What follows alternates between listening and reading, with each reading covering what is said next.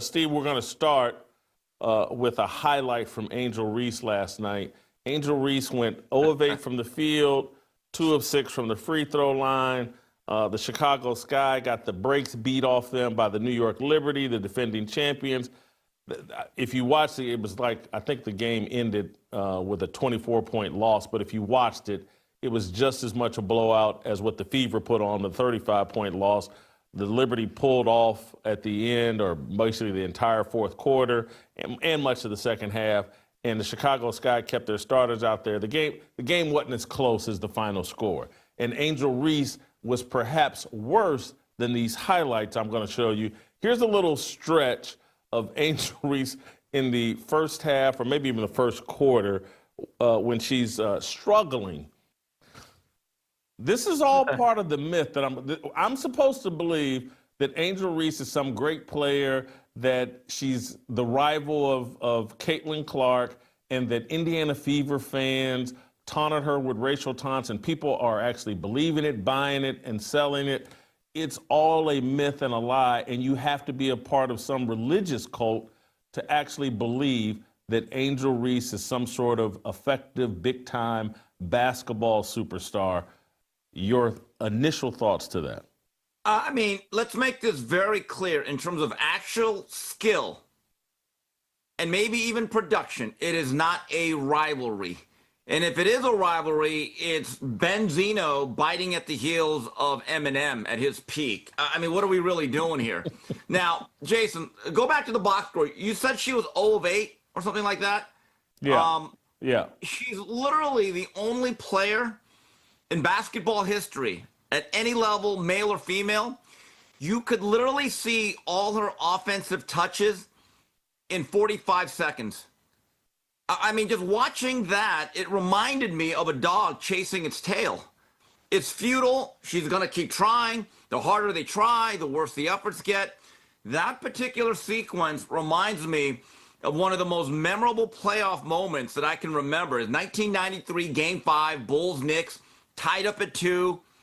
The Knicks had gone up 2-0 in that series, best known for the John Starks leaping left-handed dunk. Chicago ties it at 2 at Chicago Stadium. Game 5 goes back to the Garden. And Jason, you must have been able to remember this one. Knicks were down by 1, and Charles Smith had about 15 looks right underneath the basket. Kept getting blocked, kept getting blocked. Then he missed, kept getting blocked, kept getting blocked. And then he was stripped. And in essence, the series was over. Knicks fans have never gotten over it. And Jason, I'll give Charles Smith this. He was actually met at the rim by great athletes. What's Angel Reese's excuse? The other thing I want to admit is that Charles Smith was actually a pretty good NBA player. He was. Early in his career with the LA Clippers, he averaged 20 points a game. A couple years at the Knicks, he was a double-figure scorer. Angel Reese can rebound and has an attitude and has trolled Caitlin Clark into some sort of relevance. And there's this racial protection of Angel Reese. Somehow she's important, and somehow anything that bad happens to her, because I'm sure what we're going to hear is like, well, she's struggling offensively because of all the stress she's dealing with. She's created this stress by trolling Caitlin Clark and by trying to pick fights with Caitlin Clark and by jumping up and getting in Caitlin Clark's face. And Steve, this is going to end in embarrassing fashion. This is my prediction, Steve, that before this season is over, Angel Reese is going to figure out a way to tap out, quit basically, and demand some sort of trade, because this Chicago team is one of the worst teams in the WNBA, in my opinion. Part of that is because they can't even play the right way, because they have to pretend that Angel Reese is some sort of offensive player, and they end up ignoring Carmela Cardosa, the actual better offensive player in the post. And so this is going to be a team that wins few games.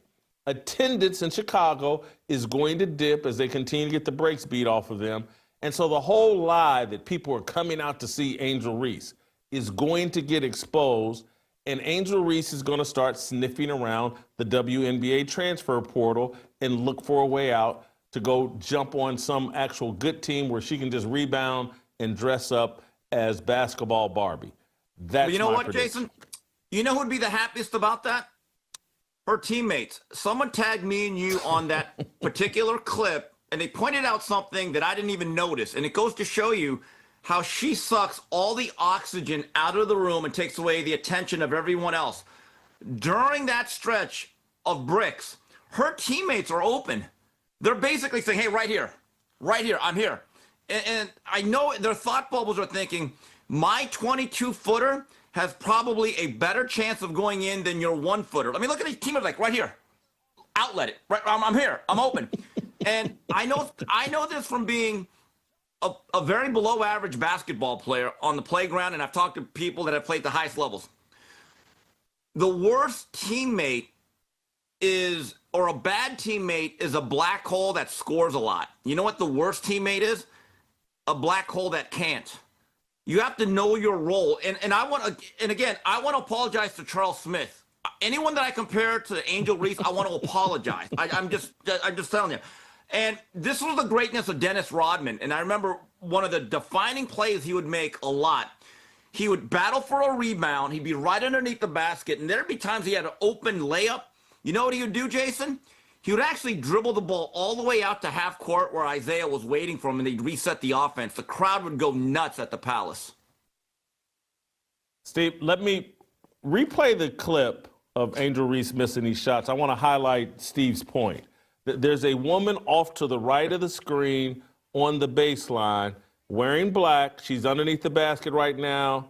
Then she'll eventually drift out. Watch what happens. She starts walking away. She starts walking back. She gives up and starts walking back on defense. She's giving up. And then Angel Reese finally throws the ball out. That's what Steve is talking about. There's another clip in the second half where Carmela Cardoso gives up. And you can just see her kind of roll her eyes and start walking towards the sidelines and then look back over her shoulder to see what happens. Angel Reese is destroying the team. I want to play you one other thing, Steve, in back-to-back fashion, this religion of protecting Angel Reese. Don Staley was on the Breakfast Club, and they asked her about Angel Reese and Caitlin Clark. Caitlin, I saw you having a long conversation with the official. Walk me through your perspective on the flagrant foul, and what was the point you were trying to make to her? It's just a good take foul, you know. If either Angel gets wide open 2 points, or we send him to the free throw line. Nothing malicious about it. It's just a good take foul. Every basketball player knows that. And at the post press conference, she was more clear. Like, this wasn't a flagrant foul. Don Staley's not taking the lead of Caitlin and Angel. She's taking the lead of Angel Reese.